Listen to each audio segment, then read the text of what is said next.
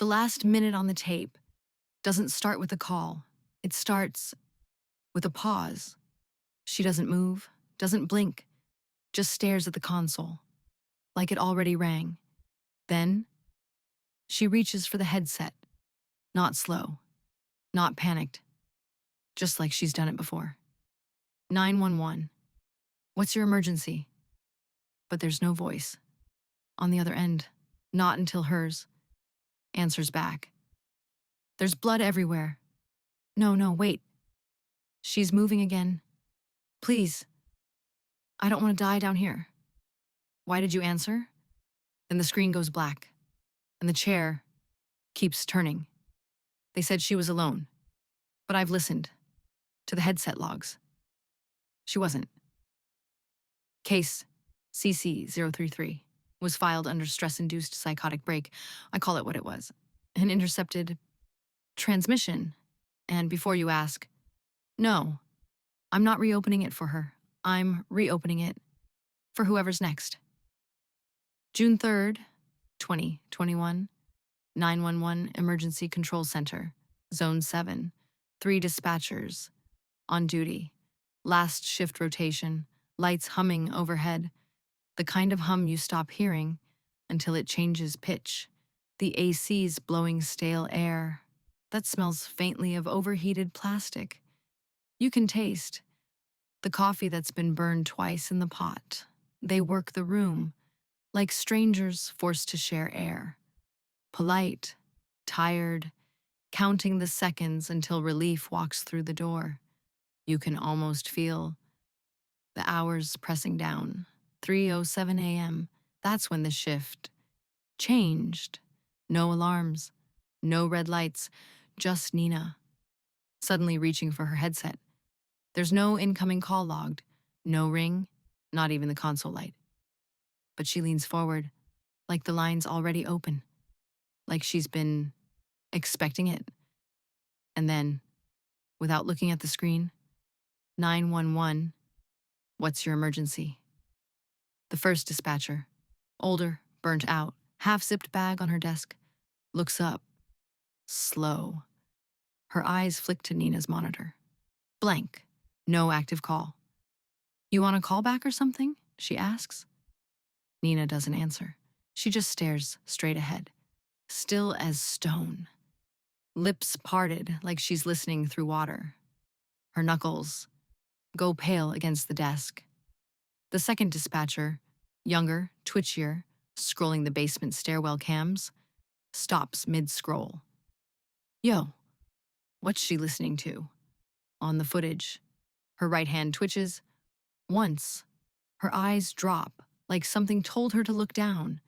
Then she rips the headset cord from the console. No reaction, no explanation. Just unplugs it, like she's shaking off a hand that isn't hers. 3:14 a.m. The older dispatcher exhales. She's new, she mutters. Probably heard a holdover call. You'll get used. To the ring? She signs out. At 3:17. The door log confirms she leaves the floor, but the parking lot cam never catches her car, the gate sensor.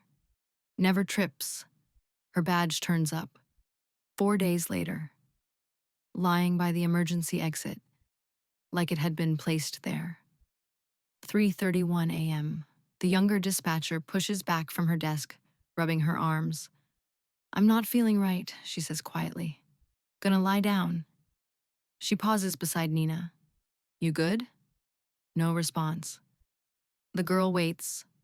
5 seconds, maybe more, then clocks out. She never reaches. The lobby, the hallway camera, blinks out for exactly 2 seconds. When the feed returns, the hall is empty. That leaves one. Nina doesn't move, doesn't call for backup, just waits. 3:52 a.m., the on-call supervisor radios down from upstairs. No answer. A system ping shows her still active on Terminal 3. Mic channel, open, no sound transmission. The feed catches, her head tilting again. That slow, unnatural angle, like she's following something in the room. But the headset is still unplugged. Her mouth moves anyway, barely, like she's whispering to someone standing inside her head. 4:01 a.m., the console flickers. Once, the AC hum shifts. A note lower, the call log updates. 5 entries, stacked one after another. None will play. Only one gives audio before it dies in static. They're pulling me under. Do you hear that? Do you hear that? Another fragment. Different voice. You have 37 minutes left. Then they answer back. Then, silence. Except I've learned silence doesn't exist in places like this. 4:09 a.m., the mic goes dead. Not the console, not the system. Just the mic. Like it knew exactly which part to kill.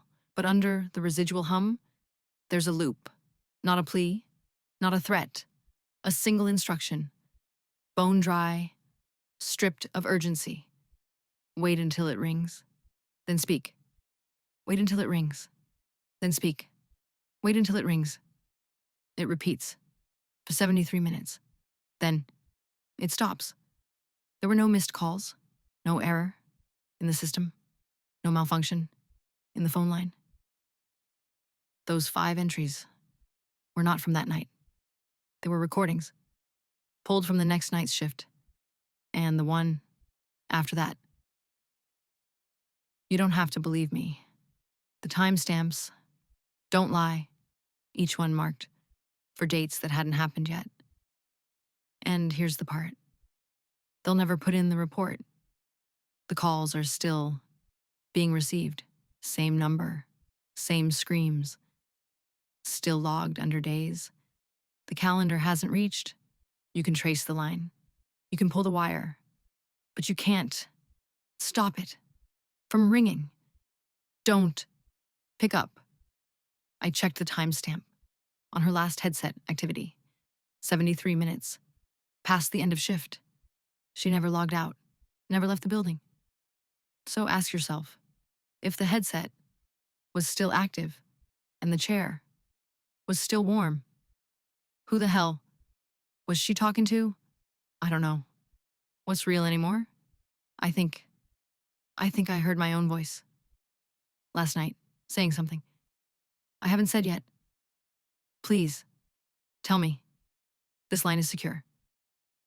It never is. No logout. No exit badge swipe. Terminal 3 goes idle. The headset, still warm, still plugged in.